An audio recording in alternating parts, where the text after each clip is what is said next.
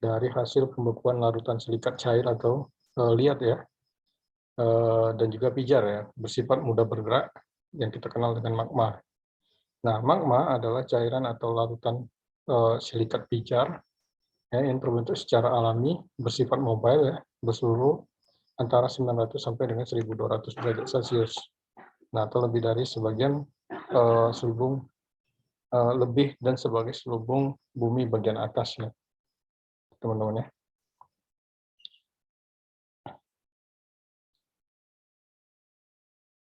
Nah, berdasarkan kondisi terbentuknya mungkin kita mengenal dua jenis batuan beku ya. Ada batuan beku ekstrusif ya, atau efusif adalah batuan beku yang terbentuk selama proses pembekuan magma dekat atau di permukaan bumi ya, atau kita kenal dengan lava, teman-teman ya, atau biasa disebut juga dengan batuan vulkanik ya, yang akan menghasilkan batuan vulkanik maksud saya.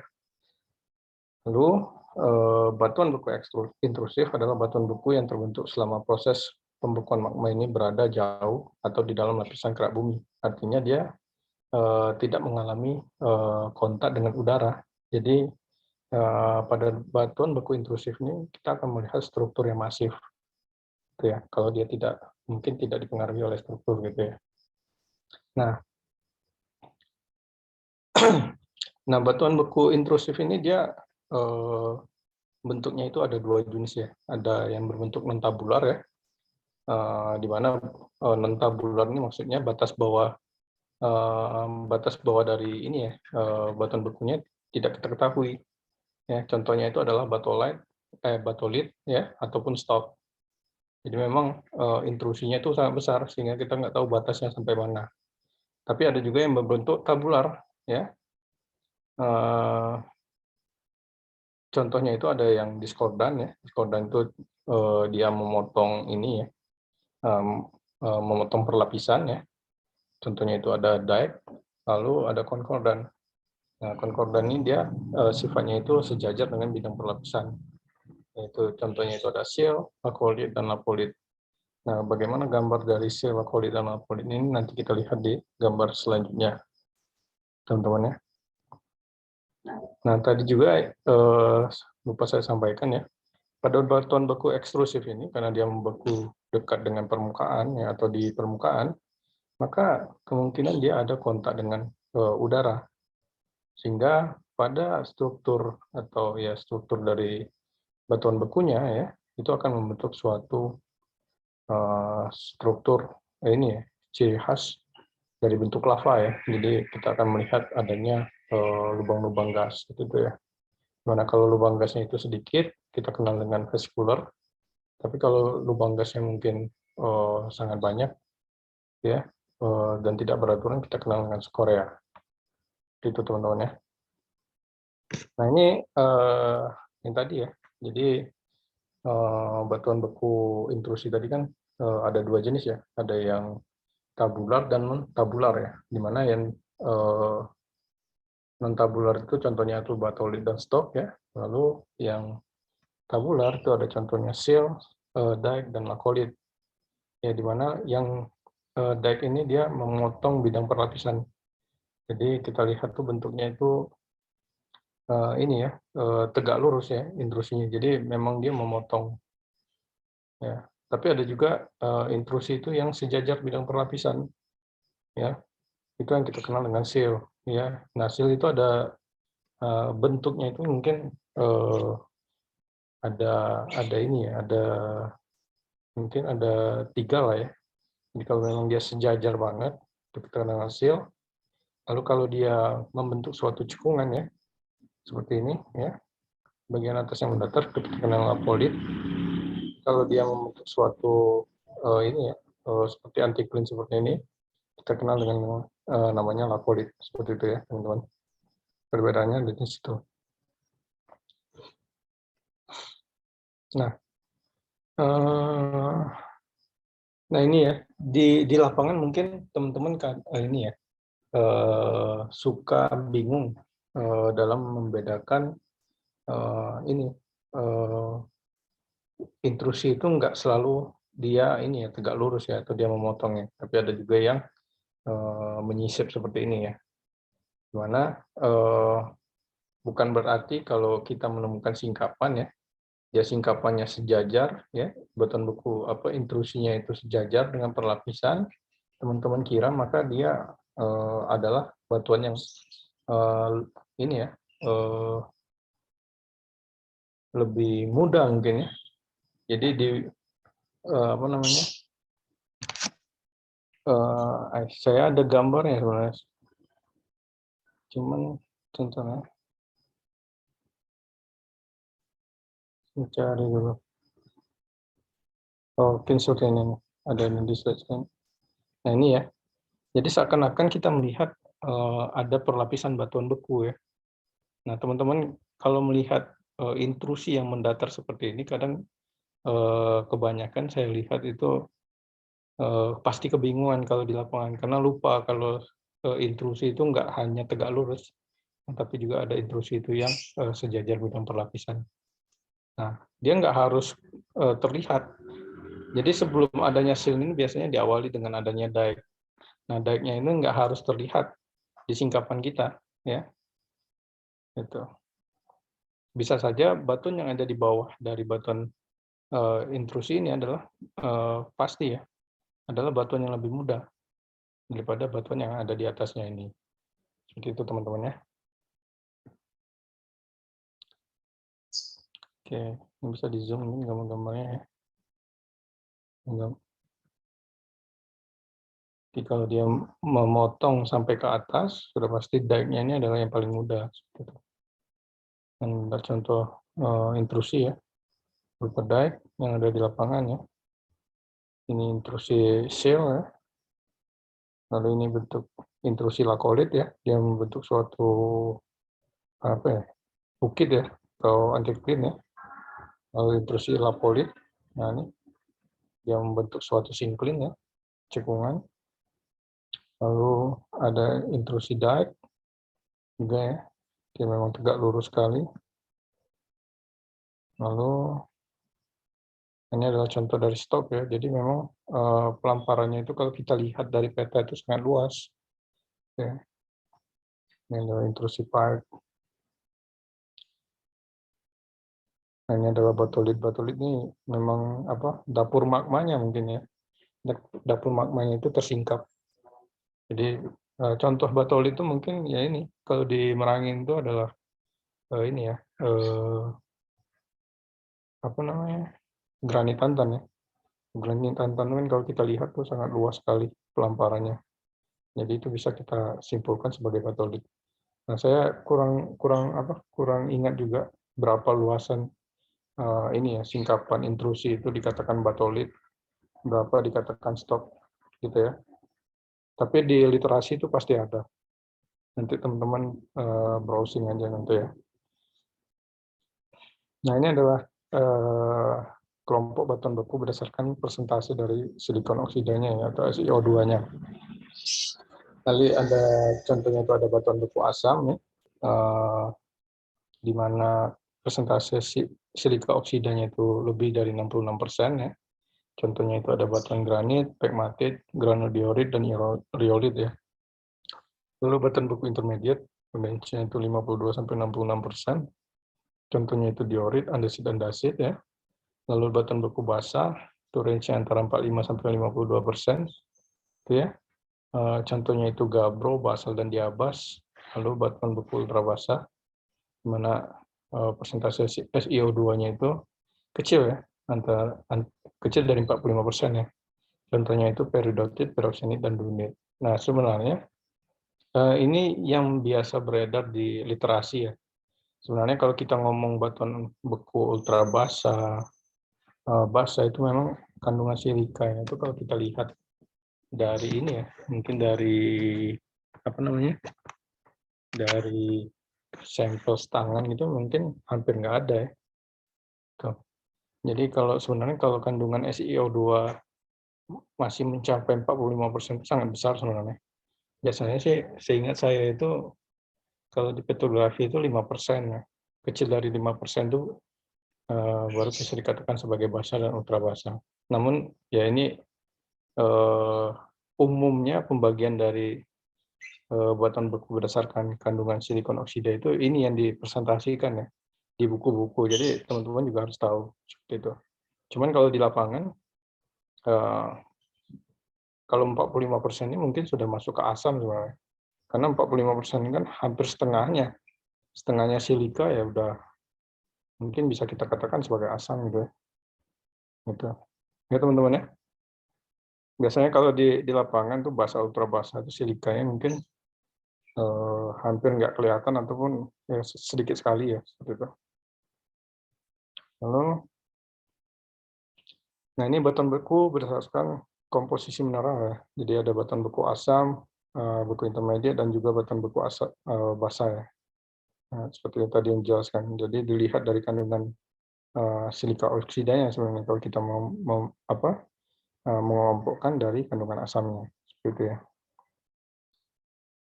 Yang jelas semakin banyak ini ya silikanya batuannya kan semakin terang seperti itu ya.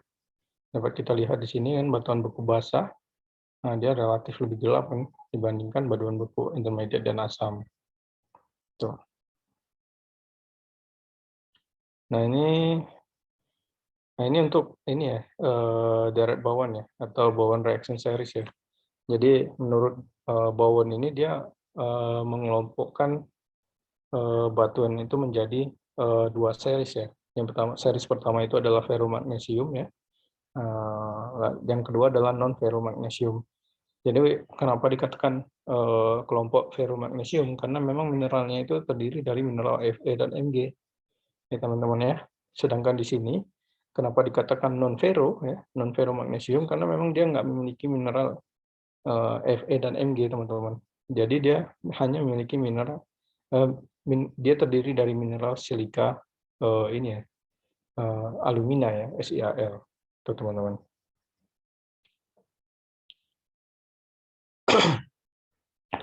Nah untuk ini ya ferromagnesium kelompok ferromagnesium ini dia dikatakan sebagai discontinuous series ya, di mana merupakan batuan beku yang memiliki warna yang gelap ya atau kita kenal dengan mafic ya, dan densitasnya dia memiliki densitas yang besar ya dengan juga kehadiran dari mineral silika yang mungkin tidak selalu ada gitu ya. Nah kalau kita lihat dari gambar ini ya, memang mineral yang pertama kali terbentuk itu adalah ini ya mineral olivin, di mana dia terbentuk pada temperatur 1200 derajat Celcius. Nah, di situ dia mineral olivin ini mulai membeku. Jadi memang mineral olivin ini memang dia terbentuk jauh di bawah permukaan bumi, gitu ya. Lalu diikuti oleh mineral augite ya, lalu mineral hornblenda dan juga mineral biotit. Nah, sedangkan untuk ini ya series continue-nya ya atau non ferromagnesium dia ini kita kenal dengan batuan beku yang berwarna terang ya atau felsik dengan densitas yang relatif kecil ya dan selalu mengandung mineral silika teman-teman. Nah mineral yang pertama terbentuk pertama kali adalah anortit ya, kemudian albit dan juga mineral ferromagnesium dan non ferromagnesium ini akan bertemu pada mineral K-feldspar atau orthoklas, lalu berlanjut lagi menjadi muscovite dan juga terakhir adalah menjadi mineral kuarsa. Nah, mineral kuarsa ini merupakan mineral yang paling stabil ya, karena dia tidak akan berubah lagi karena ada perubahan temperatur seperti itu ya, teman-teman. Nah, kita masuk ke deskripsi batuannya ya.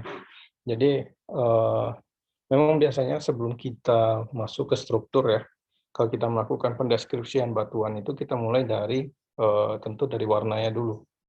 Jadi warna ini memang tergantung sekali sama penglihatan dari teman-teman, gitu ya. Tuh, jadi warna ini mungkin ada warna lapuk dan warna fresh ya. Jadi teman-teman dalam melakukan pendeskripsian batuan, teman-teman juga harus menjelaskan bagaimana warna fresh-nya, bagaimana warna lapuknya, seperti itu. Dan juga mungkin bisa dilanjutkan ke jenis batuannya. Apakah dia masuk ke batuan sedimen, apakah dia masuk ke batuan beku, atau dia masuk ke batuan metamorf. Kalau kita masuk beranjak ke yang lebih detail, kita ngomongin tentang strukturnya. Nah, struktur ya teman-teman, struktur itu ada struktur yang hanya bisa kita lihat di lapangan, ya. Ada juga yang struktur yang bisa kita lihat melalui sampel tangan, ya, atau hand specimen. Nah, struktur yang hanya kita bisa lihat di lapangan itu ada 3. Yang pertama itu adalah ini ya, ini ya. Yang pertama itu adalah filolava ya, atau lava bantal. Ini nggak ada pointernya, sorry. Nah, yang pertama itu adalah filolava ya. Lava bantal biasanya terbentuk karena ini lava yang kontak langsung dengan air gitu ya. Lalu di sini ada namanya jointing struktur ya, atau ini kekar melembar ya. Kalau kita lihat ya, sitting joint ya. Jadi saya lupa juga ya, itu pernah diskusikan sama Pak Wiki itu bagaimana proses terbentuk dari ini ya, lava apa sitting joint ini ya. Yang jelas mungkin selain karena aktivitas struktur juga karena ada ini ya, sifat dari magmanya juga. Lalu ada yang namanya ini jointing struktur ya, atau kekar kolom ya teman-teman. Nah, kekar kolom ini biasanya dia terbentuk karena proses pembukuan yang cepat ya, di mana magmanya ini bersifat asam ini ya, basah sampai intermediate ya. Nah, kenapa dia tidak terbentuk di magma yang sifatnya ultra basah? Karena dia umumnya dia terbentuk pada proses pembukuan yang cepat, ya. Biasanya dekat dengan permukaan. Nah, kalau ultra basah dia kan membeku jauh di bawah permukaan. Nah, itu teman-teman ya. Nah, juga magmanya ini dia sifatnya ini ya, biasanya sifatnya itu homogen, makanya dia terbentuk di magma yang basah sampai dengan intermediate.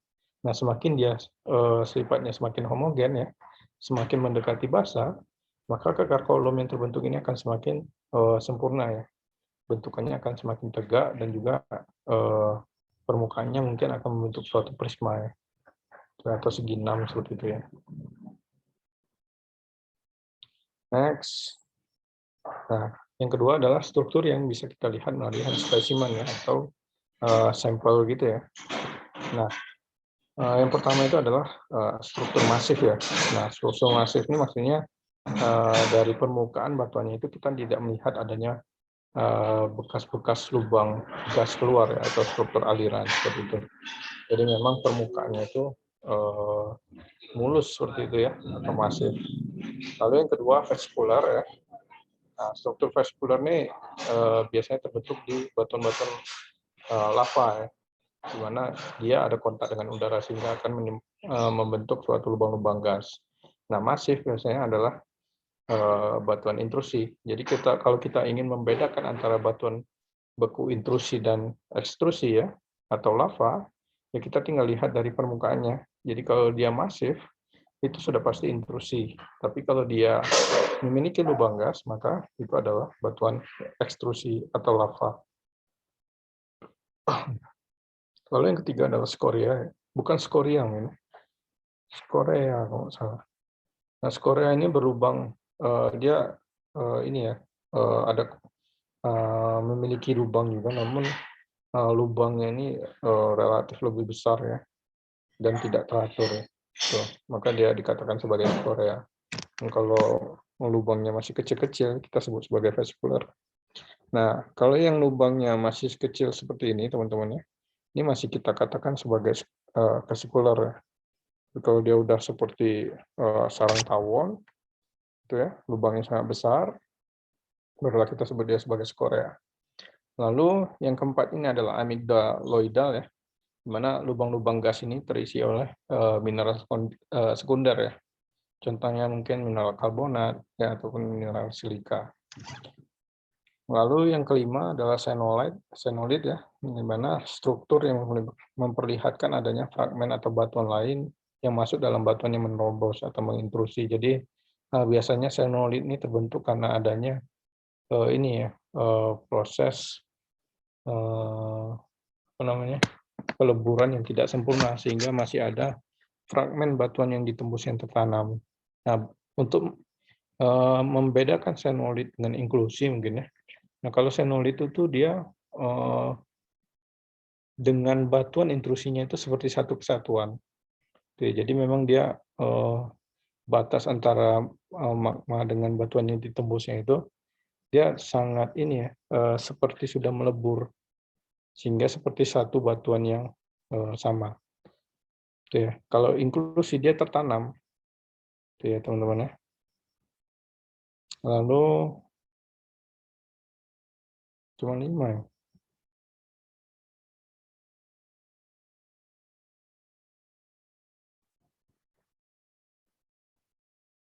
Sebenarnya ada lagi ya, yang pertama itu ada Pumasio struktur ya, struktur yang vaskuler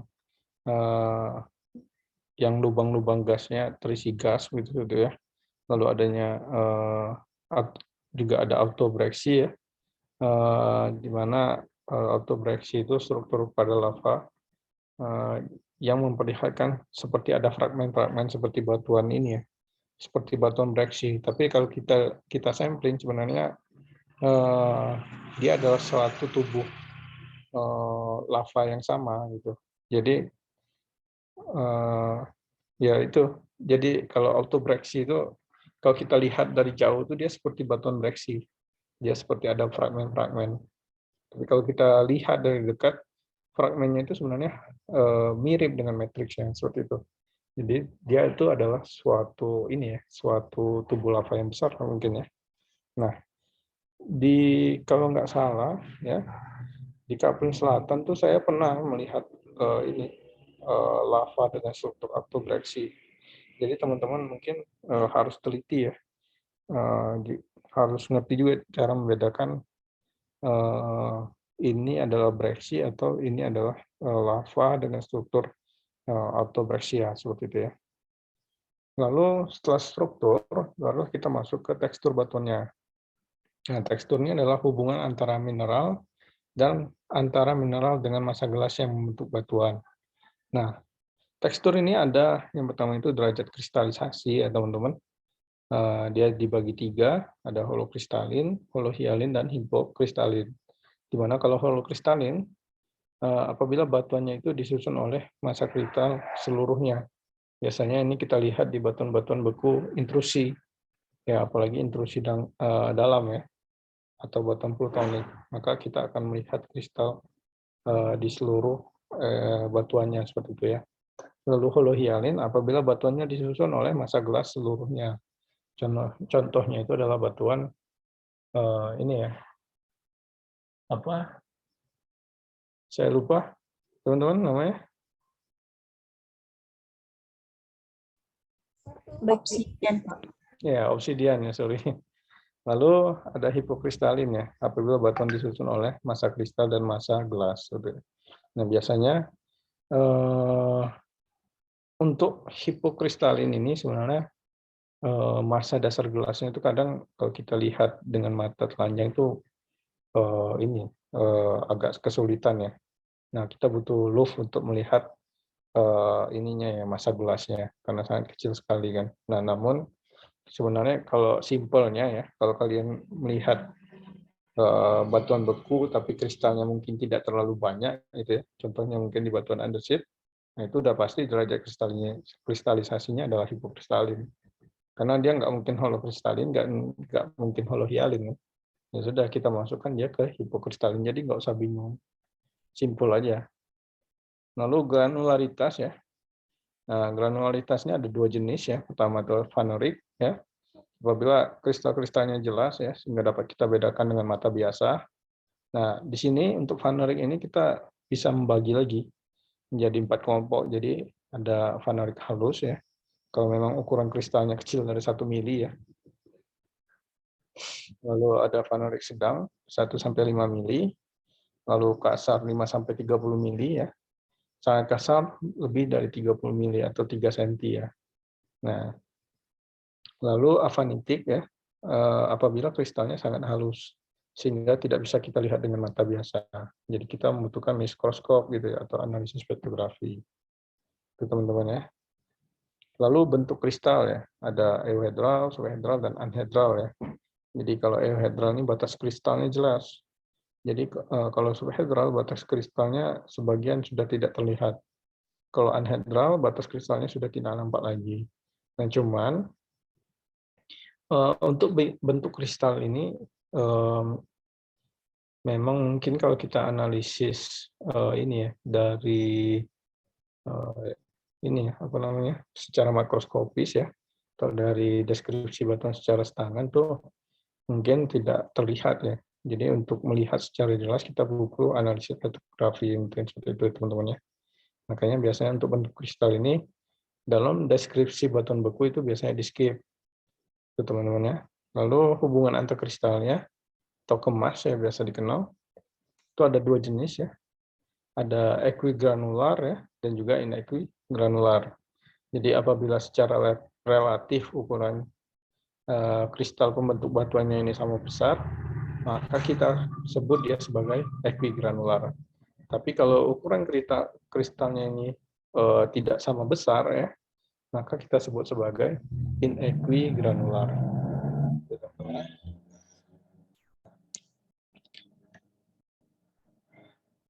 Nah, di inequigranular ini mungkin ada juga kita kenal namanya ini ya, porfiritik ya, teman-teman.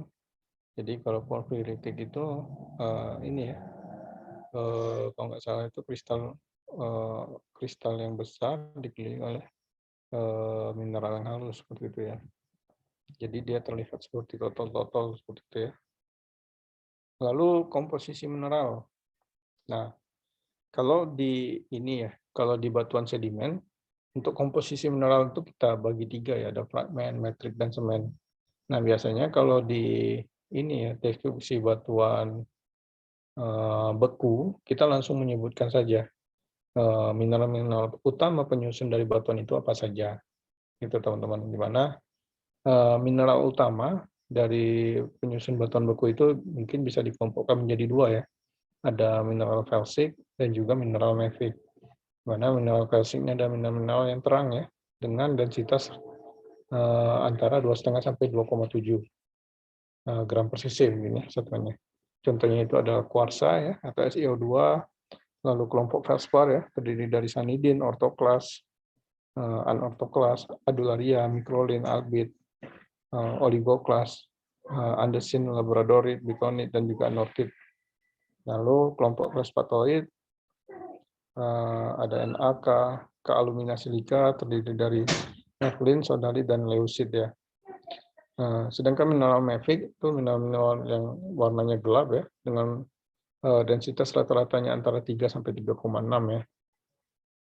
Contohnya itu ada kelompok olivin, kelompok piroksan, kelompok mika itu ada biotit, muskovit, dan plugopit ya. Nah, mineral mika inilah yang akan apabila mengalami ini ya kompresi dia akan berubah menjadi apa namanya ini ya penjajaran mineral ya atau apa penjajaran mineral itu namanya saya lupa lagi ya teman-teman.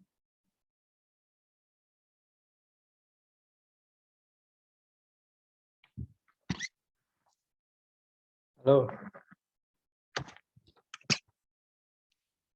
halo. Maaf Pak, putus-putus Pak. Oh betul betul. Penjajaran mineral itu apa bahasanya? Foliasi enggak Pak? Foliasi. Ya. Jadi foliasi itu terbentuk dari adanya mineral mika dari suatu batuan, ya teman-teman. Jadi kalau di batuan itu banyak atau kaya akan mineral biotit, muskovit, dan plugopit, maka batuan tersebut apabila mengalami ini ya metamorfisme akan membentuk suatu ini ya foliasi ya teman-teman ya. Tapi kalau dia apa namanya dia ini ya terdiri dari mineral-mineral kuarsa seperti itu ya. Dia foliasinya dia akan ini penjajaran butiran seperti itu teman-teman ya. Nah, namun kalau yang bekerja adalah ini temperatur ya, maka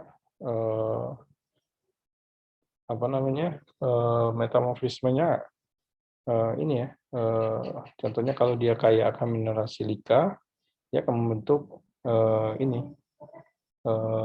membentuk mineral kuarsit seperti itu ya. Oke, ini meleset nih penjelasannya ya. Kita menjelaskan batuan beku sebenarnya. Lalu saya lanjutkan ya. Ini ada kelompok amphibol terdiri dari anthophylid, chimictonid, hornblende, dan lain-lain lah ya. Bacanya sulit. Nah, lalu yang kedua ini adalah mineral sekunder, teman-teman ya. Nah, mineral sekunder ini sebenarnya adalah mineral ubahan ya dari mineral utama. Nah, biasanya dia berasal dari hasil proses pelapukan ya, lalu bisa dari reaksi hidrotermal ataupun dari aktivitas metamorfisme seperti itu teman-teman ya. Siap dulu. Kita mute dulu ya panggungnya. Nah, contoh dari mineral sekunder ini contohnya mungkin kelompok kalsit ya. Itu ada kalsit, dolomit, magnesit, dan siderit ya. Dapat terbentuk dari hasil ubahan dari mineral plagioklas. Lalu kelompok serpentinit ada antigorit dan krisotil ya, umumnya terbentuk dari hasil ubahan mineral mafic ya, terutama olivin dan piroxen ya. Lalu kelompok klorid ya ada proklor, penin, dan tok, umumnya terbentuk dari hasil ubahan mineral kelompok plagioklas ya. Kelompok serisit sebagai ubahan mineral plagioklas dan juga kelompok kaolin ya. Hasil dari pelapukan batuan beku seperti itu. Oke, next.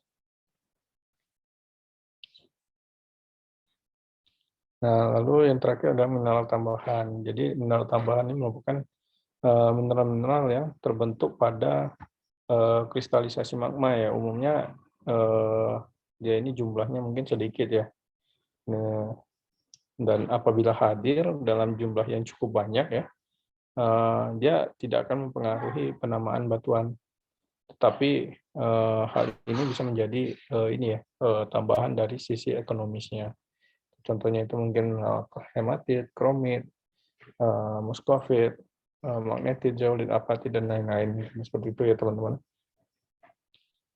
Nah ini tadi ya mineral-mineral yang kita sebutkan tadi ya.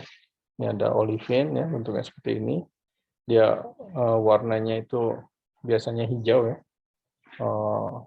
Di mana bentuk dan perawakan kristalnya itu dia membutir ya teman-teman ya, dengan kilap itu kilap kaca ya untuk olivin, dia warnanya hijau. Lalu piroksin ya atau ogit warnanya itu hijau kehitaman ya teman-teman, dengan bentuknya itu dan perawakan kristalnya itu prismatik pendek ya, dan juga dia membutir ya dengan kilapnya itu adalah kilap kaca. Lalu ada hornblende ya, ini dia warnanya itu antara hitam sampai coklat ya, dengan bentuknya itu prismatik panjang dengan kilap arang. Lalu ada biotit.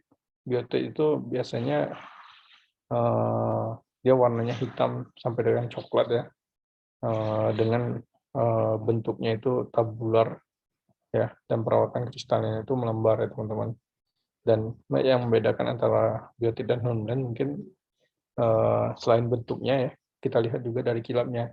Dimana kalau biotit itu dia kilapnya kilap kaca ya, sedangkan hornblende itu adalah kilap arang itu ya. Nah, di sini bisa teman-teman baca ya. Lalu plagioklas ya. Nah, plagioklas itu warnanya putih susu dan abu-abu ya. Di mana bentuknya itu bentuk kristal dan perawakan kristalnya itu prismatik ya. Dan juga dia membutir ya dengan kilap lemak ya, seperti itu ya. Lalu potassium feldspar ya, atau feldspar, dia warnanya merah jambu ya, yang di sini ya. warnanya merah jambu, ada juga putih, ada juga hijau ya. Tapi yang umum saya ketemui ya, feldspar itu dia ini ya, merah jambu ya, teman-teman ya. Kayak granit itu kan dia kaya akan feldspar ya, makanya warnanya cenderung merah jambu sampai kemerahan seperti itu ya. Dengan bentuknya itu prismatik dan perawakannya itu tabuler membutir ya, seperti itu. Dan kilapnya kilap kaca ya, atau kilap emak. Lalu muskovit ya, dia warnanya putih transparan dengan bentuknya itu tabular melembar ya, dengan kilap mutiara. Sedangkan kuarsa dia tidak berwarna ya, atau transparan, dengan bentuknya itu prismatik ya, dan juga dia membutir ya, dengan kilapnya itu kilap kaca. Perbedaannya dengan muskovit ya. Jadi kilapnya lebih kilap kaca ya. Nah ini tabel pembagian batuan beku ya teman-teman ya. Jadi memang di sini dia dikelompokkan menjadi dua ya. Ada yang tekstur kasar ya. Biasanya ini adalah batuan-batuan beku plutonik ya. Dan juga tekstur halus. Biasanya batuan vulkanik dan juga batuan hipabisal ya, atau batuan intrusi dangkal. Itu ya teman-teman ya. Maka di sini biasanya kalau di buku lapangan itu dia langsung mengatakan batuan vulkanik. Sebenarnya yang benar adalah batuan yang bertekstur halus ya, karena nggak hanya batuan vulkanik ya, ada juga batuan beku hipabisal ya, atau batuan beku yang mengalami batuan intrusi dangkal seperti itu ya. Di mana untuk batuan ultra basah ya, itu contohnya itu pikrit. Seluruh ini nggak ada ya, ultra basah itu nggak ada yang tekstur halus ya. Ini setahu saya ya, kita ini aja ya. Jadi, mungkin teman-teman ini abaikan aja nih ya gambarnya. Karena ultra basah itu kan dia membeku di ini ya, jauh di bawah permukaan. Maka dia nggak akan ada namanya batuan ultra basah yang memiliki tekstur halus seperti itu teman-teman ya. Nah, untuk yang tekstur kasarnya ada dunit, pyroxenit, ini banyak ya. Hazugite, perlit, larzolite, dan serpentinit ya. Lalu untuk basa itu ada basal dan diabas ya, untuk batuan yang bertekstur halus ya. Lalu untuk batuan ultra basa yang bertekstur kasar atau plutoniknya itu kita kenal dengan gabbro, teman-teman ya. Lalu untuk batuan intermediate ya, itu kita kenal ada andesit, trachyandesite, dan trakit ya. Nah ini dia kita lihat dari ini ya, kandungan dari feldspar-nya ya. Jadi kalau feldspar-nya mungkin lebih dominan ya, maka batuan beku intermediate ya itu kita kenal dengan trakit ya. Tapi kalau plagioclase dan dan ininya ya, feldspar-nya seimbang ya, kita kenal dengan trachyandesite ya. Tapi kalau plagioclase-nya yang dominan, maka kita kenal batuan bekunya adalah andesit.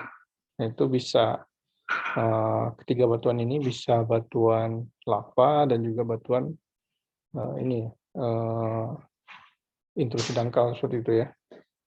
Lalu kalau untuk ini di sini ya, sepertiga perbandingan KF dengan feldspar dengan feldspar totalnya ya.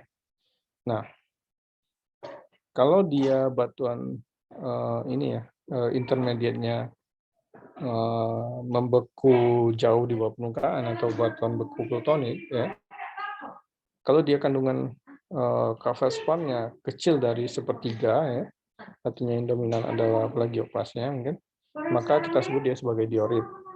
Kalau dia seimbang ya, antara sepertiga sampai 2/3, maka kita kenal dia sebagai monzonit. Tapi kalau yang dominan adalah feldspar-nya, maka kita kenal dia dengan cyanide ya teman-teman ya. Nah untuk asam itu ada sama ya pembacanya, ada dasit, diodasit, dan riolit, ada granodiorit, ada melit, dan granit. Jadi kalau yang dominan ada gravel spawn yang kita kenal dengan granit. Kalau di ini ya deskripsi batuan teman-teman mungkin melihat ada kedua mineral ini ya, KF dan plagioklas ya, sama-sama hadir, maka kita sebut batuan beku asamnya adalah adamelite. Itu yang plutonik ya. Nah, kalau gravel spawn yang tidak terlihat maka kita sebut sebagai granodiorit. Kenapa? Belum lapar. Ya? Ya. Itu teman-teman ya. Kita masuk ke batuan sedimen ya.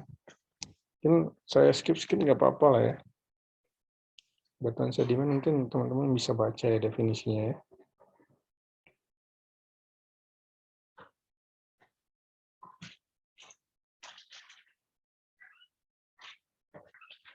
Nah, ini batuan sedimen secara garis besar berdasarkan pada sifatnya dan cara terbentuknya dapat dikelompokkan menjadi 4 macam ya.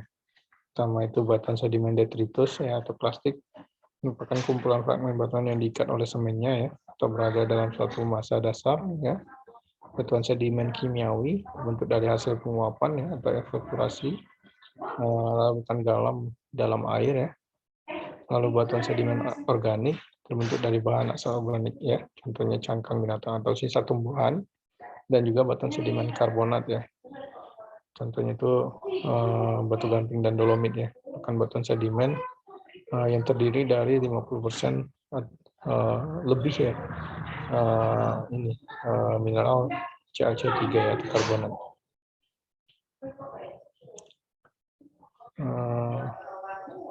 Kita skip aja ya.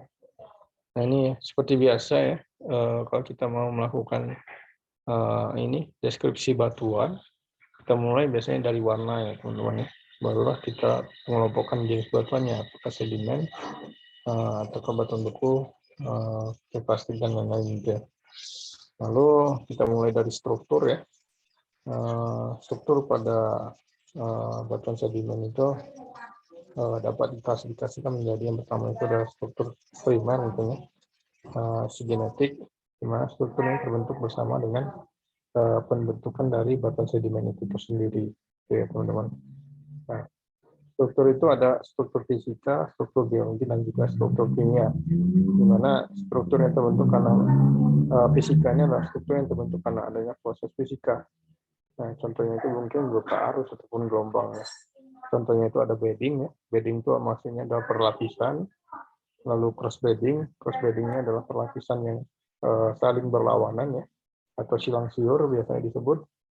Lalu graded bedding, ya, perlapisan yang menunjukkan ini ya,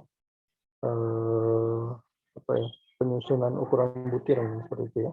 Lalu inverted graded bedding itu lawannya dari graded bedding ya. Jadi dia kalau graded bedding itu kan dari, kalau nggak salah, dari kasar ke halus gitu ya. Nah, karena kan butiran kasar kan pasti dia terendapkan duluan gitu ya. Tapi kalau inverted graded bedding, yang terendapkan duluan adalah butiran halusnya seperti itu. Lalu laminasi itu adalah perlapisan yang tipis-tipis gitu ya. Lalu tidak ada penampakan struktur ya. Jadi dari struktur yang ada di atas ini tidak terlihat ya, maka kita sebut strukturnya masif seperti itu ya. Lalu berdasarkan penampakan di permukaan itu ada ripple mark, ada tool mark, shotcast, mud track, lalu rain print seperti itu ya. Lalu karena proses deformasi itu ada load cast dan convolute structure seperti itu. Lalu struktur biologi ya. Struktur biologi ini adalah struktur yang terbentuk karena aktivitas organisme teman-teman ya. Organisme biologi. Contohnya itu ada track atau trail ya, atau jejak dari ini makhluk organik. Lalu ada burrow ya atau galian, ada cast atau mold ya, terkena dengan cetakan. Lalu struktur kimia ada struktur yang terbentuk karena aktivitas kimiawi ya, contohnya itu adalah kontrasi. Okay, next. Lalu struktur sekunder ya, struktur sekunder itu adalah struktur yang terbentuk setelah terbentuknya batuan sedimen tersebut. Contohnya itu ada fault ya atau patahan, ada fault, ada lipatan ya, dan juga jointing atau kekar. Nah, dari klasifikasi tersebut beberapa struktur yang dapat ditemukan pada batuan sedimen dapat kita lihat di gambar ini gitu ya. Jadi kalau struktur yang memperlihatkan adanya perlapisan kita sebut sebagai bedding ya. Itu kalau bahasa Inggrisnya, kalau teman-teman deskripsi langsung ke bahasa Indonesia mungkin bisa aja buat perlapisan. Kalau adanya cross bedding ya, biasanya karena ada perubahan arus ya, pokoknya. Jadi ini arusnya ke sini, satu lagi arusnya ke sini. Ya. Jadi ada struktur yang memperlihatkan perlapisan yang saling siang siur, itu teman-teman ya. Lalu ini adalah struktur laminasi ya, di mana perlapisannya ini dia kurang dari 1 cm. Nah, biasanya terbentuk dari endapan suspensi ya, yang tanpa adanya energi mekanis. Jadi biasanya terbentuk di endapan-endapan yang tenang seperti itu ya, sehingga bisa menghasilkan endapan yang sangat tipis seperti ini. Nah, ini adalah struktur laminasi. Lalu ini ya, normal grading ya. Normal grading kalau dia strukturnya ini ya teman-teman, menunjukkan ini ya, ukuran butir yang dari bawah ke atas itu menjadi semakin halus. Nah, inverse grading dia dari halus ke kasar seperti itu teman-teman. Nah, ini contoh dari lapangan yang membentuk struktur bedding. Lalu ada lap cast ya, seperti ini, foot cast, dan juga ini tool mark ya. Jadi lalu ada rain print ya, cetakan dari air hujan ini. Lalu ini burrow, galian ya dari makhluk hidup. Ini trail ya, jejak. Ya, lalu ini track ya, jejak kaki ini ya, makhluk hidup lah seperti itu ya. Lalu ada mud crack ya, dan juga ini adalah frame structure. Biasanya terjadi karena adanya ini pembebanannya dari batuan yang ada di atasnya, sehingga akan membentuk suatu struktur seperti ini ya, lidah api seperti itu ya. Ini sedimen karbonat ya. Teman-teman bisa baca ya. Ya, hilang suara saya. Ini batu gamping plastik.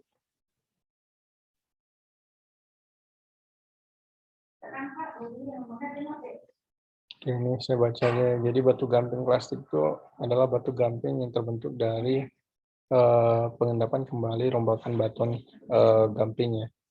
Contohnya itu adalah kalsilurit, kalkarenit, dan kalsilutit. Artinya batu gampingnya ini dia memiliki ukuran butir. Ya. Tapi kalau teman-teman menemukan batu gamping ya, atau batuan yang bereaksi dengan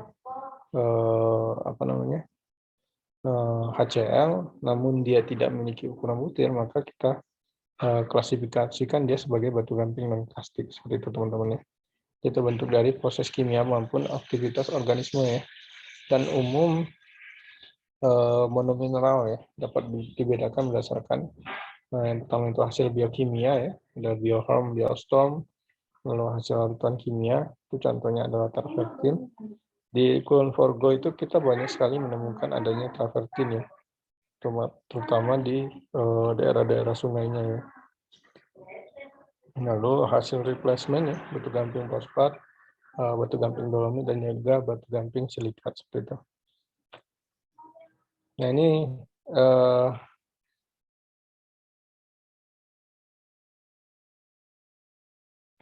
untuk struktur ya, kalau struktur di batuan karbonat plastik ini dia sama dengan yang ada di batuan sedimen umumnya ya, atau sedimen plastik ya. Bisa pelapisan ya, bisa cross bedding dan lain-lain seperti itu ya. Lalu teksturnya, nah biasanya kalau tekstur kita bahas ke ukuran butirnya, maka kita bukan ngomong tentang pasir lanau, bukan seperti itu ya, tapi kita ada penamaannya sendiri ya, di mana penamaannya ini kita ambil dari Grabau, di mana untuk ukuran butir besar dari 2 mili ya, artinya di atas ukuran pasir, maka ukurannya itu adalah ukuran rudit, di mana penamaan batuan karbonatnya adalah kalsirudit. Lalu kalau di antara pasir hingga lempung ya, jadi 63 nanometer ini sebenarnya ini antara lanau dengan pasir ya, itu maka ukurannya adalah arenit teman-teman ya, di mana sebentar, benar nggak ya, 63, sebentar ya, saya buka kalkulator dulu teman-teman ya, 1/16.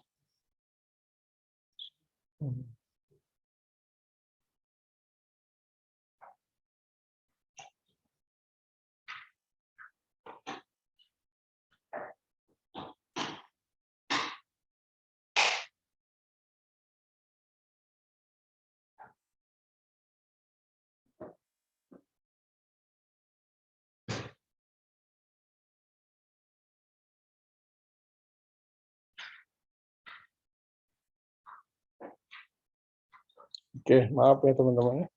Jadi 63 ini tuh ini ya, ukuran pasir ya. Jadi 1/16 sampai 2 mili ya. Itu adalah ukuran arenit. Ini nama batuan karbonat itu adalah kalkarenit. Jadi kalau range-nya di bawah 1/16 mm, yaitu ukuran lanau ke bawah ya, lanau dan lempung, maka nama ukuran butirannya itu adalah lutit, dan nama batuannya adalah kalsilutit, seperti itu teman-teman ya. Jadi pembagiannya hanya 3 sebenarnya. Jadi di atas pasir itu kita kenal dengan kalsirudit, ukuran pasir itu namanya kalkarenit, di bawah pasir ya, lempung dan lanau itu kalsilutit, seperti itu. Nah, ini adalah klasifikasi dari batuan karbonat ya, menurut Dunham tahun 1962. Jadi Dunham ini dia membagi batuan karbonat ini menjadi 2 ya. Jadi ada deposit, jadi teksturnya bisa kita kenali, sama mungkin teksturnya ini tidak dapat kita kenali. Dimana untuk ini ya, untuk yang tekstur recognizable ini dia dikelompokkan menjadi 2 ya. Jadi ada yang original component not bound ya. Dia ini ya, fragmennya ini tidak saling bersinggungan, sama yang di sini ada fragmennya ini yang saling bersinggungan. Fragmen ini maksudnya itu adalah si ininya ya, fosil-fosil dari ininya ya, dari koralnya itu, seperti itu. Lalu pada fragmen yang tidak bersinggungan ini, yaitu dibagi 2 lagi. Ada yang fragmen yang masih mengandung lumpur ya, atau contain mud, dengan yang pure adalah fragmen semuanya, itu ya, atau dia tidak sama sekali memiliki lumpur, itu ya, atau lumpur karbonat ya maksudnya ya. Nah, yang mengandung lumpur ini dia dibagi menjadi 2. Ada yang mud supported, ada yang grain supported. Artinya mud supported ini dia disokong disupport ya oleh lumpur. Artinya dia lebih dominan lumpurnya, teman-teman. Di mana kalau lumpurnya atau kalau fragmennya ya, atau ini fragmennya ya, fragmen ini koralnya ya, atau fosil fosilnya mungkin ya, fosilnya ini kecil dari 10% ya, butirannya kecil dari 10%, maka kita kenal nama batuannya adalah mudstone ya. Tapi kalau butirannya lebih dari 10% ya, namun tetap lebih dominan lumpurnya ya, maka kita mengenal namanya wake-stone, teman-teman ya. Nah, dia dikatakan mud supported itu dia fragmennya ini tidak saling bersinggungan, maka dia dikatakan disupport oleh lumpur ya, oleh matrixnya maksudnya ya. Lalu ada yang namanya grain supported, jadi yang lebih dominan adalah grainnya daripada lumpurnya, gitu ya. Maka kita kenal namanya adalah backstone, gitu ya. Namun lumpurnya tetap banyak di sini. Nah, kalau di sini memang di bagian sini ya, memang lumpurnya itu udah nggak ada lagi, ya, atau ada pun sangat dikit. Maka kita kenal dia sebagai grindstone. Nah, lalu ada yang ini ya, apa namanya? Ada terumbu itu yang dia sifatnya tumbuh ya. Dia itu saling bersinggungan. Jadi dia semakin lama terumbunya itu akan bertambah terus. Ya, teman-teman. Tumbuh itu kan hidup ya.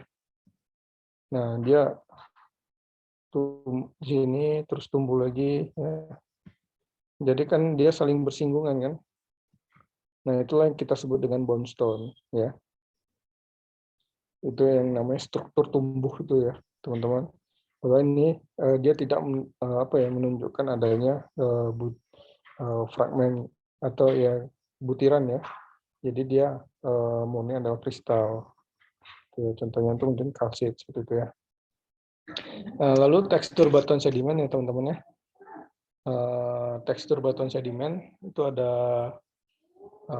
ukuran butir ya, ada pemilahan, ada pembundaran atau roughness, ada kemas atau fabrik, ada porositas dan permeabilitas, ada kekompakan, ada fragmen atau clash ya, dan juga semen dan massa dasar. Sebenarnya ini masuk ke ini ya, fragmen dan semen dan massa dasar ini masuk ke komposisi mineral ya teman-teman ya. Nah, biasanya yang umum yang wajib ada itu sebenarnya ini grain size, sortasi, kembundaran, dan kemas ya teman-teman ya. Nah, apa itu? Kita jelaskan. Besar butiran. Nah, biasanya kita mengambil atau mengacu dari skala Wentworth ya teman-teman ya. Itu diameter besar dari 256 itu kita kenal dengan boulder atau bongkah ya teman-teman. Antara 64 sampai 256 itu kita kenal dengan cobble ya, atau berangkal. 4 sampai 64 itu pebble atau krakal ya. 2 sampai 4 itu granul atau kerikil. 1/16 tadi ya. 63 mikromili ya. Itu sampai dengan 2 mili itu kita kenal dengan pasir ya. Lalu 1/256 sampai 1/16 kita kenal dengan lanau atau sirk. Kecil dari 1/256 kita kenal dengan lempung. Nah, apa yang membedakan? Kalau lempung ini memang kalau teman pegang ya, tekstur batuannya itu memang nggak akan ada ini butirannya lagi. Jadi memang sangat halus. Nah, itu bisa kita katakan sebagai lempung ya. Kalau teman-teman mungkin nggak punya komparator. Nah, kalau silt, dia kalau terlihat itu memang sangat halus ya. Saat teman-teman larutkan di air atau di ini ya, teman-teman jejal di tangan, masih ada fragmen yang keras atau ada butiran yang masih keras gitu. Nah, itu bisa kita katakan sebagai lanau. Tapi kalau pasir memang ya terlihat ya. Sebenarnya pasir ini dia memang dibagi menjadi 4 atau 5 ya. Ada pasir kasar, pasir sangat kasar, kasar, sedang, halus, dan sangat halus. Di mana untuk pembagiannya itu tinggal teman-teman kali setengah aja. Jadi 2 kali setengah itu sama dengan 1 kan. Jadi 2 sampai 1 itu adalah 2 mili sampai 1 mili itu adalah batu pasir sangat kasar. Lalu tadi 1 ya. 2 sampai 1. Nah, itu sangat kasar ya. 1 ini kali setengah kan setengah. Jadi 1 kali setengah sampai setengah ya.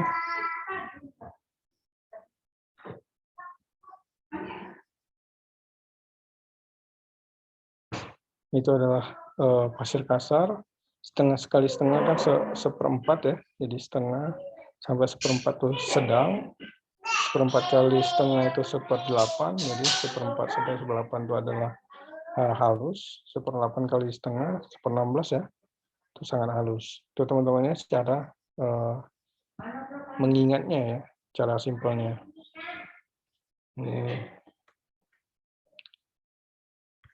Nah, ini penamaan berdasarkan ukuran mungkin dari butirannya ya.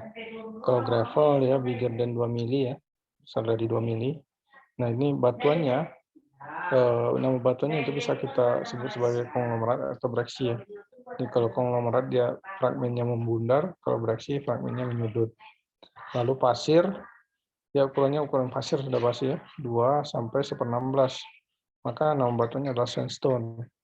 Lalu untuk ukuran silt, malt, dan clay ya, lanau, lumpur, dan lempung, itu ukurannya sangat halus, ya di bawah 1/16.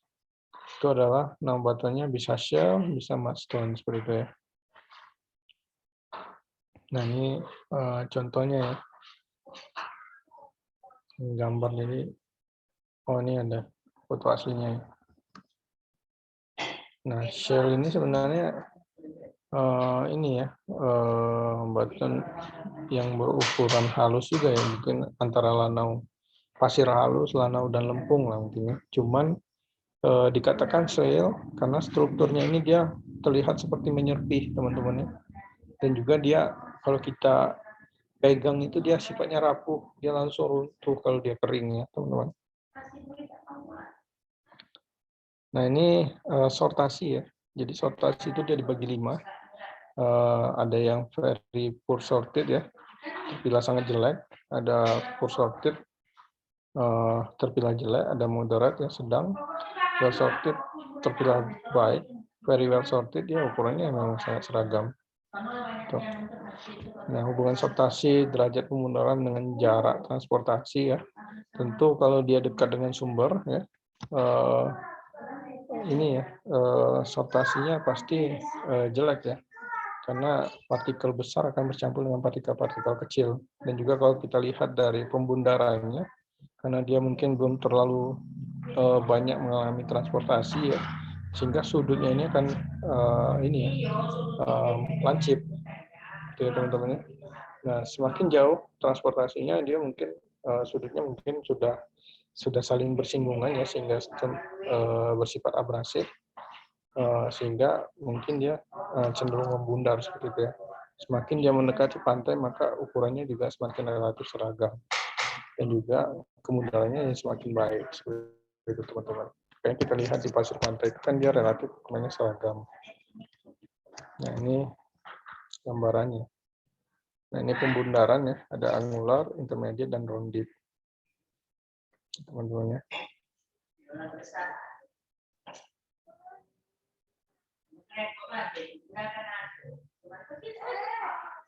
Nah ini kemas ya. Nah sebenarnya yang paling banyak ini ya apa namanya, kesalahpahaman itu dikemas. Coba teman-teman siapa ya? Saya nanya. Aziza masih ini nggak? Masih monitor nggak Aziza? Aziza? Ya, Pak. Coba bisa jelaskan nggak kemas itu apa Aziza?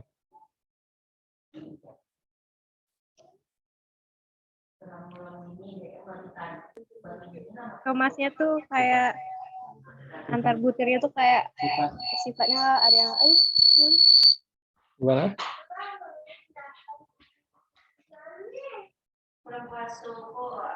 kemas tertutup sama terbuka, Pak. Artinya tuh kayak antar butirnya tuh ada yang kebuka, ada yang tertutup, ada yang rapat. Bisa nggak cara membedakan kemas terbuka dan tertutup kayak gimana caranya? Ditetesin pakai air, Pak. Nah, itulah kesalahannya di situ ya, teman-teman. Jadi kalau kita mau meneteskan air ke batuan itu, kalau dia sifatnya menyerap, sebenarnya itu adalah ini fungsi dari permeabilitas, teman-teman ya. Jadi bukan kemas ya. Dan kalau dia menyimpan air, maka itu adalah fungsi dari porositas, itu teman-teman ya. Permeabilitas itu adalah kemampuan batuan untuk mengalirkan fluida. Dan porositas adalah kemampuan batuan untuk menyimpan fluida. Nah, itu paham ya teman-teman ya. Jadi untuk menentukan kemas terbuka dan tertutup itu bukan kita tetesi air, kalau dia nyerap itu terbuka ya, bukan. Ya, malahan kemas terbuka itu kan malah kadang dia tidak menyerap air malah. Ya, kenapa? Nah, ini saya jelaskan. Jadi kemas terbuka itu apabila butirannya tidak saling bersentuhan. Ya. Nah, ini maksudnya. Nah, ini fragmen dari batuan ini, ya, dia tidak saling bersinggungan kan? Ya enggak? Nah, Iya, Pak. di antara batuan ini, di antara fragmen ini ada yang namanya matriks. Tuh. Nah, jadi seperti inilah yang dikatakan sebagai kemas yang terbuka. Tapi kalau dia fragmennya saling bersinggungan, ini kita sebut sebagai kemas tertutup. Apabila butirannya saling bersentuhan. Jadi biasanya, ya, kemas yang terbuka ini biasanya kita kenal dengan mat supported. Ya, jadi dia disupport oleh ini ya, oleh matriks. Ya, di antara fragmen ini yang halus ini adalah matriksnya. Jadi semakin banyak matriksnya, maka biasanya akan menyebabkan nilai permeabilitas dan porositasnya menjadi kecil. Itulah makanya mengapa saat diteteskan air, di batuan yang kemas terbuka ini malah dia tidak mengalirkan air, karena semakin banyak matriks dan juga semen ya bisa menyebabkan menurunnya porositas dan permeabilitas. Nah, kalau kemas tertutup, dia yang dominan adalah ini butiran atau fragmen ya, sehingga ini kita kenal sebagai grain supported ya teman-teman ya, atau disupport oleh ini ya butiran. Maka semakin banyak butirannya, matriksnya tentu akan semakin sedikit, bisa menyebabkan nilai porositas dan permeabilitas semakin tinggi. Itu ya. Nah, biasanya batuan-batuan yang ini ya kayak akan mat supported ini, akan yang disupport oleh lumpur ini ya, itu biasanya banyak kita temui di batuan-batuan yang berarus rendah ya, di mana dia tidak mampu menyapu si matriksnya. Nah, biasanya kalau batuan-batuan yang di dekat dengan sumber biasanya akan seperti ini.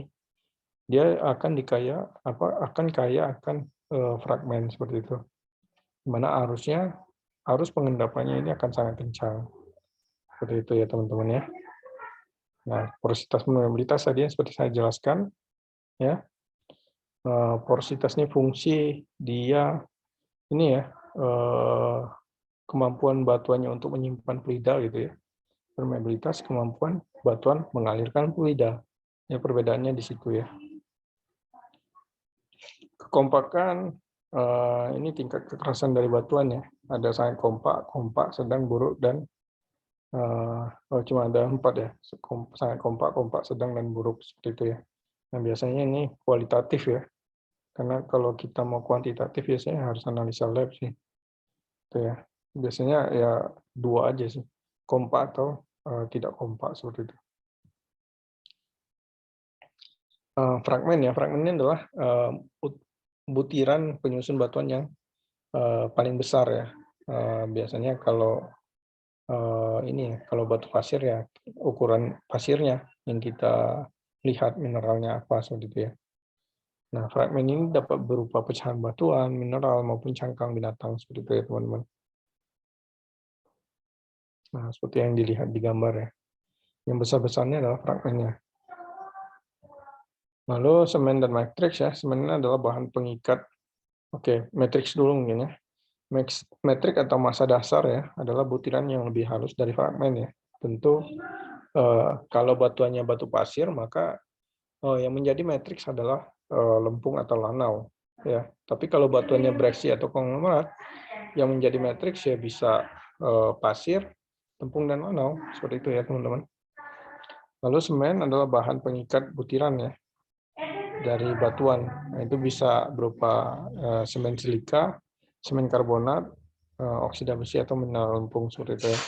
Nah, untuk melihatnya, mungkin kalau dari deskripsi secara hand specimen kita kenal ada 2 cuman ya. Karena memang cuma bisa 2 kita bedakan dengan cara ya kita tetesi dengan HCl ya. Kalau dia bereaksi berarti semennya semen karbonat. Kalau dia tidak bereaksi maka semennya semen silika. Gitu aja. Nah, ini batuan piroklastik ya. Batuan piroklastik ini adalah batuan vulkanik bertekstur plastik yang dihasilkan dari proses letusan gunung api. Seperti itu teman-teman ya.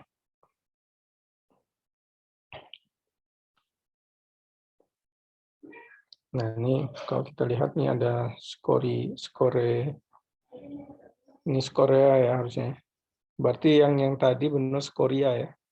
Yang di batuan beku, kalau di batuan ini batuan piroklastik namanya skorea ya. Nah, skorea ini hampir mirip dengan pumice ya. Perbedaannya kalau skorea itu dia ini warnanya gelap karena dia berasal dari magma yang sifatnya basah. Kalau pumice atau batu apung dia berasal dari magma yang sifatnya asam. Nah itu ya. Jadi kalau teman-teman melihat seperti batu apung tapi warnanya gelap, berarti kita sebut dia sebagai skorea. Tapi kalau dia warnanya terang, namanya pumice. Itu teman-teman ya.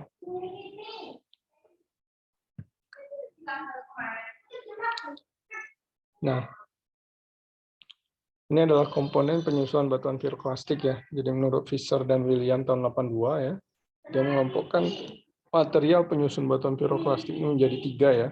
Ada kelompok material esensial ya atau juvenil dalam material langsung dari magma ya, yang diletuskan baik tadinya berupa padatan ataupun cairan serta bui magma. Jadi memang sumbernya adalah dari magmanya langsung.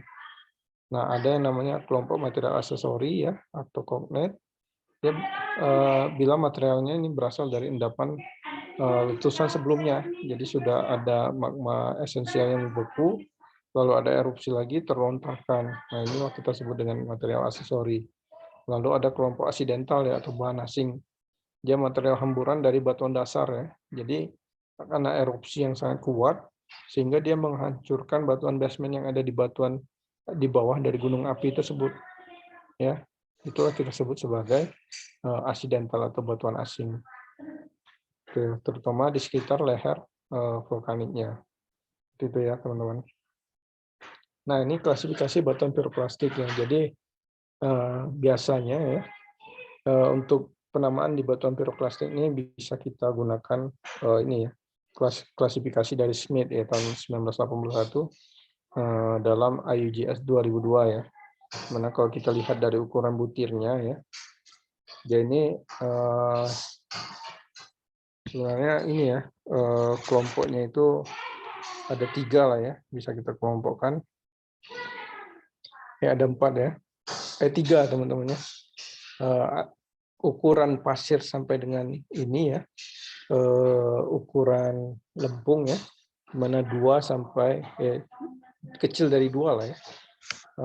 Itu adalah kita kenal dengan ini ash ya atau debu ya, dimana dia dibagi 2, ada debu kasar dan debu halus, dimana kalau ukurannya masih ukuran pasir ya 2 sampai 1/16, maka dia kita sebut sebagai debu kasar teman-teman ya. Tapi kalau dia ukurannya di bawah pasir ya, berarti lanau sampai lempung, itu kita sebut sebagai debu halus atau tuf lah ya, tuf kasar dan tuf halus ya teman-teman. Oh ini ya. Jadi kalau belum terbatukan ya, namanya kita sebut debu kasar, ini debu halus. Tapi kalau sudah terbatukan maka kita namakan tuf kasar dan tuf halus seperti itu ya. Lalu kalau ukurannya antara 2 mili sampai 64, kita sebut dia sebagai 64 mili ya. Kita sebut sebagai butirannya ya, kita sebut sebagai lapilus. Ya, kalau belum terbatukan maka namanya tepra lapili. Tapi kalau sudah terbatukan maka kita sebut dia sebagai batu lapili. Ya. Lalu untuk ukuran di atas 64 mm ya. Nah, ini ukuran yang paling besar ya. Dia di atas 6,4 cm artinya ya. Nah, kalau fragmennya ini membulat ya, kita sebut nama plastiknya atau fragmennya itu sebagai bom. Tapi kalau dia meruncing, maka kita sebut sebagai blok. Jadi perbedaannya di situ ya, bom dan blok itu. Jadi kalau dia membulat kita sebut dengan bom, kalau dia meruncing kita sebut sebagai blok. Nah, kalau dia belum terbatukan ya, maka di sini namanya tepra bom, yang meruncing namanya tepra blok. Tapi kalau dia sudah terbatukan, maka namanya kita sebut sebagai aglomerat. Jadi aglomeratnya adalah batuan endapan piroklastik yang fragmennya itu membundar ya. Kalau di batuan sedimen kita kenal juga sebagai konglomerat kan. Tapi kalau di piroklastik kita sebut sebagai aglomerat. Nah, kalau di batuan dia meruncing, maka kita sebut sebagai bereaksi piroklastik. Oke, teman-teman ya. Jadi kalau di penamaan endapan piroklastik itu ada namanya aglomerat, bereaksi piroklastik, batu lapili, tuff kasar, dan tuff halus. Itu ya.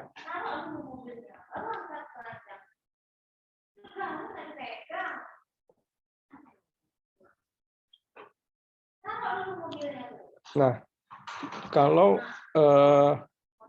batuan piroklastik ini dia terlemparkan ke udara, kemudian dia terendapkan dalam kondisi yang masih panas ya,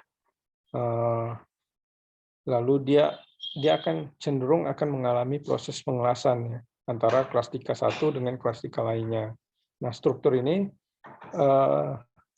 biasanya kita kenal dengan welded. Nah, biasanya batuannya kita sebut sebagai inimbrate. Jadi kalau batuannya lebih keras lagi ya daripada tuff ataupun lapili ini, ya itu kita kenal dengan batuan inimbrate. Itu teman-teman ya, di mana batuan tersebut dia terendapkan dalam kondisi yang masih sangat panas. Lalu ini juga klasifikasi batuan untuk campuran batuan piroklastik ya, dan juga epiklastik menurut Smith tahun 1981 ya teman-teman. Tadi kan sudah dijelaskan ya, untuk piroklastiknya itu ada aglomerat dan juga bereaksi piroklastik ya, untuk fragmen di atas 64 mili ya. Lalu ada batu lapili ya, lalu tuff kasar dan tuff halus ya.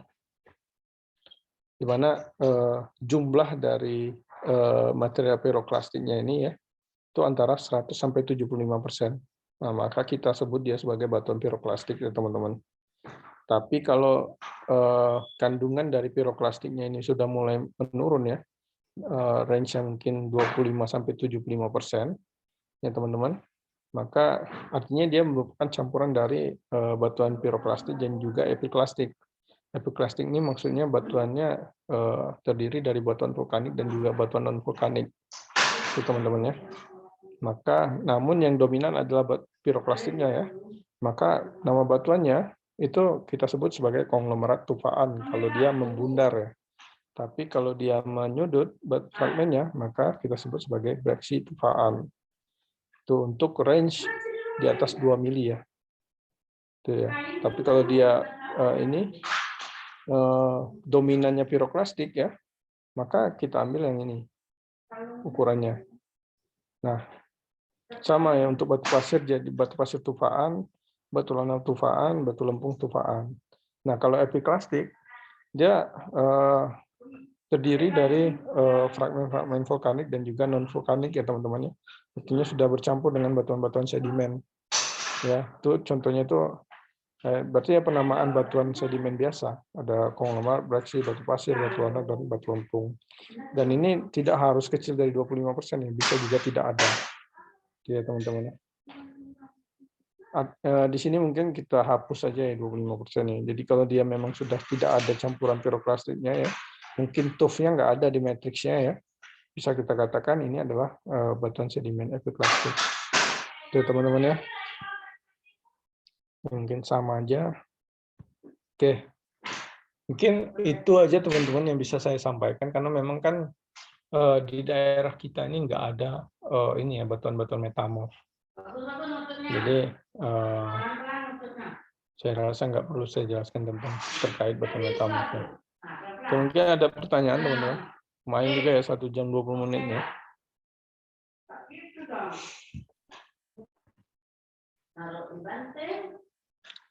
Ada pertanyaan?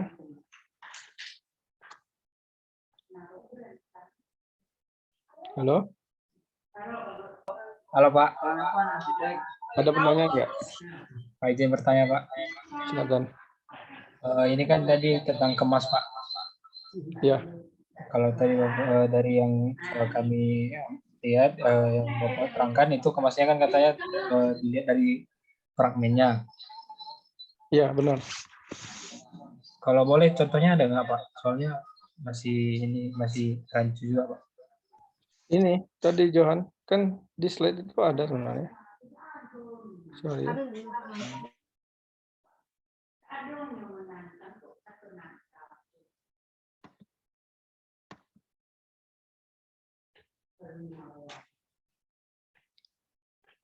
Sorry.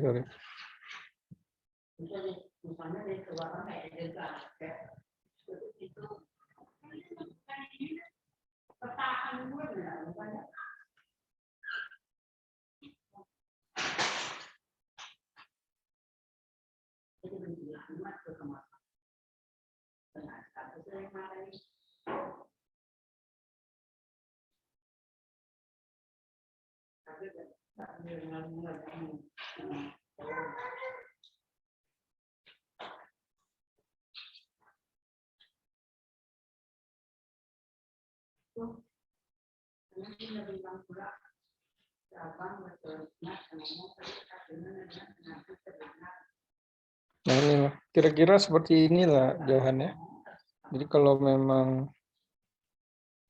dia dikatakan kemas terbuka, ya, fragmen antar fragmennya ini dia tidak saling bersinggungan, gitu. Jadi ini penjelasannya. Nah, butirannya tidak saling bersentuhan, maka dia ditopang atau disupport oleh matriksnya. Jadi yang dominan adalah matriksnya. Tuh. Tapi kalau dia kemasnya tertutup, artinya butirannya akan saling bersentuhan. Nah, di lapangan, kalian akan sulit membedakan kemas terbuka dan tertutup kalau dia batunya batu pasir, batu lempung, dan batu lanau. Karena ukuran fragmen itu kan sangat kecil. Kalau batu pasir mungkin masih bisa terlihat ya. Kalau butirannya sangat dominan, bisa kalian lihat pakai loupe ya. Nah, kalian akan melihat apakah si butiran pasirnya ini saling bersinggungan atau enggak. Tapi kalau di batuan lempung atau lanau, kalian pasti membedakan butiran aja pasti sulit kan. Nah, untuk lempung dan lanau ya sudah pasti ini ya kemasnya udah pasti mungkin ya bersinggungan, kemasnya tertutup ya, karena ukurannya kan relatif sama dan sudah pasti akan saling bersentuhan, maka kemasnya tertutup. Tapi kalau di batuan konglomerat atau bereaksi, teman-teman akan sangat bisa melihat bagaimana susunan dari si fragmennya. Apakah dia disupport oleh matriks atau dia disupport oleh butiran atau grain supported. Tuh. Nah, itu pemahaman yang salah kalau kita tetesi air sebenarnya. Ya. Jadi mulai dari sekarang mungkin teman-teman ini memperbaiki kebiasaannya tentang definisi dari kemas tersebut. Ya.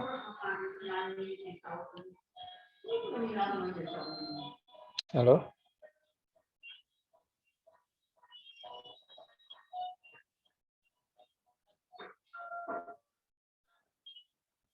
Halo? Pak, berarti secara langsung nanti kemas dulu ya Pak, baru porositas permeabilitas. Porositas dan permeabilitas itu sebenarnya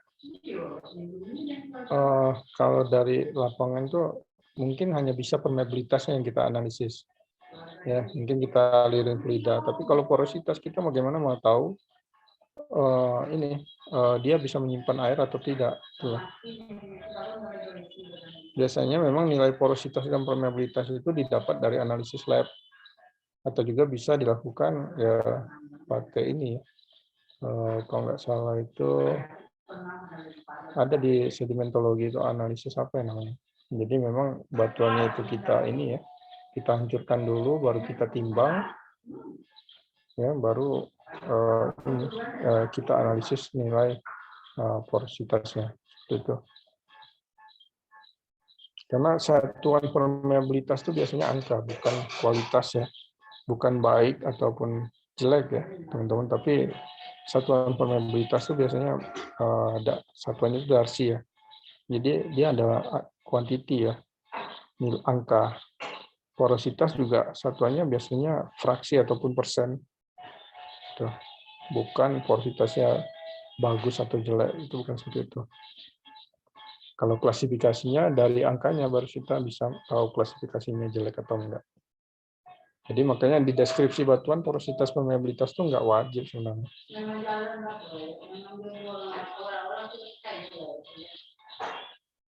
Itu teman-teman ya.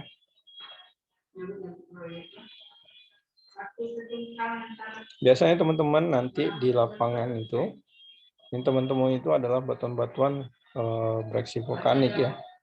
Ini kalau ada, kalau nggak salah saya nggak ada sih nemuin batuan bereaksi piroklastik di situ, nggak ada. Kebanyakan ya bereaksi sih di sana.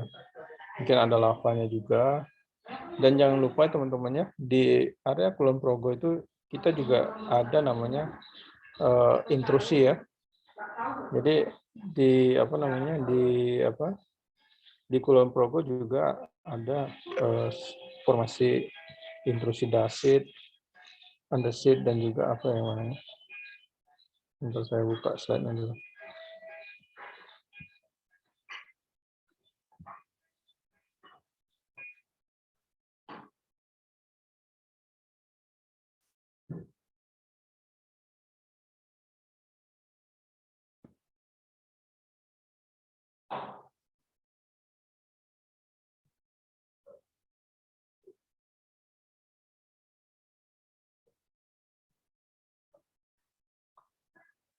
Itu ya.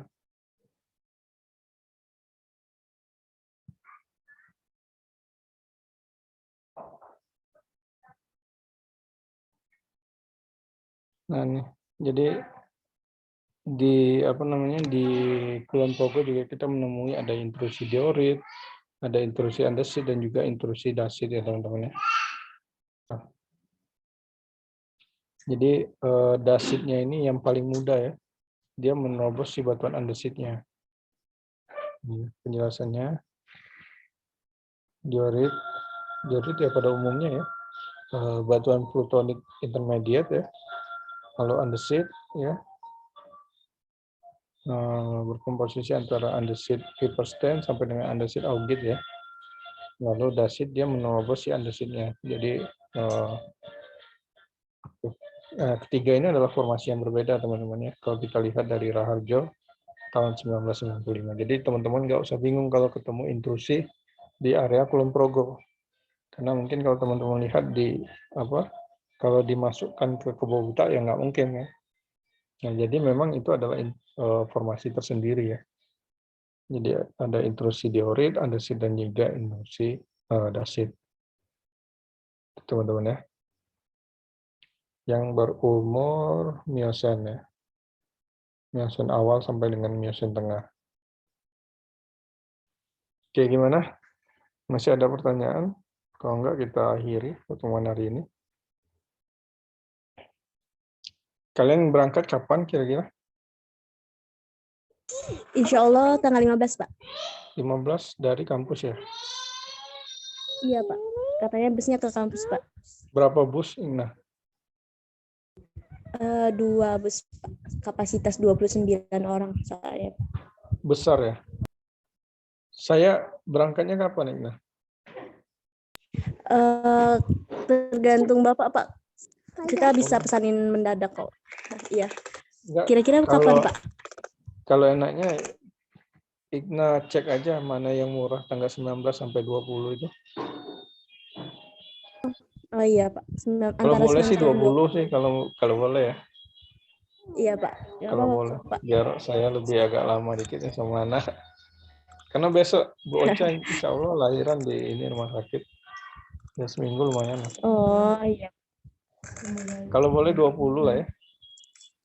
Iya, Pak. Bisa. Kita selesainya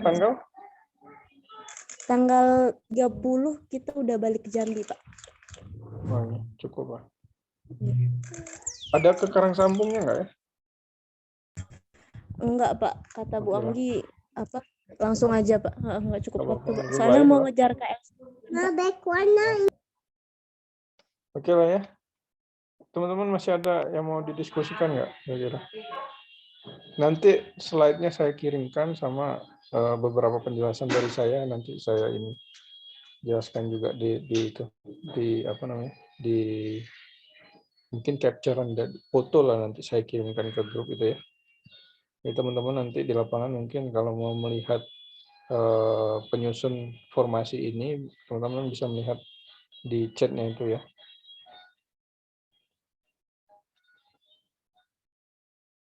Oke, nggak ada lagi ya kayaknya. Biar bisa istirahat. Oke, ada yang mau ditanyakan lagi?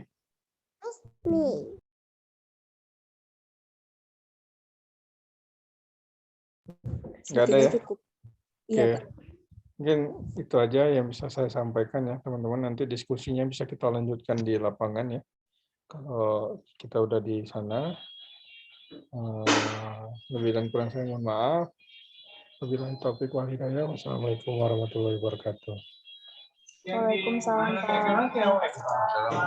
Levenia Pak. izin ini ya, minta tolong di-upload ke YouTube ya. Siap, Pak. Nanti jadi absen untuk kuliah lapangan kita juga. Ya. Oke, Pak. Oke, saya izin undur diri dulu teman-teman. Siap, Pak. Terima kasih, Pak.